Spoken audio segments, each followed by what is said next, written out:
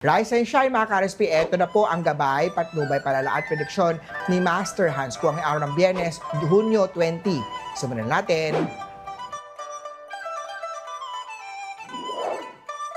Para sa mga pinanganak ng Year of the Rat, mag-ingat sa wrong interpretation ng inyong mga sinasabi o salita mo. Ito ay maaaring magdulot ng isang tampuhan. Purple at 6. Sa Year of the Ox naman tayo, focus lang sa ginagawa at huwag magpa-distract sa mga hindi importante. Tangerine at 1. Kay Tiger naman tayo, huwag ipagpaliban ang pag-aalaga sa kalusugan, lalo na kung may nararamdamang kakaiba. Red at 55.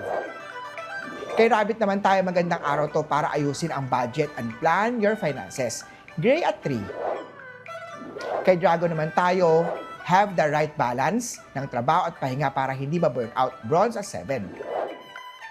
Para naman kay Year of the Snake, ang pagiging detalyado ay makakatulong upang makaiwas sa pagkakamali. Kaki at 9. Para sa mga pinanganak ng Year of the Horse, give time sa iyong partner para mapatinitili ang tamis ng samahan. Brown at 6.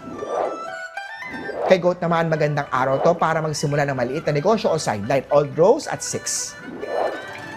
Sa Monkey naman, be open to communication para makaiwas sa mga misunderstanding. Yellow at 4. Kay Rooster naman, look forward sa darating na good news tungkol sa trabaho. Jade at 8. Eto naman tayo kay Year of the Dog, huwag hayaang mawala ang mga opportunities dahil makakatulong ito sa pagpapabuti ng financial study. Rasset at 2. At syempre kay Year of the Pig naman, mag-ingat sa kinakain, make sure na ito ay malinis at healthy. Coral at 1. Muli po, ito po yung mga gamay, patnubay, palala at prediction lamang ni Master Hans Kua. Nasa inyong mga kamay nasa lalay ang inyong tagumpay. Kaya always be positive at i-claim ang mga swerte, mga ka-RSP.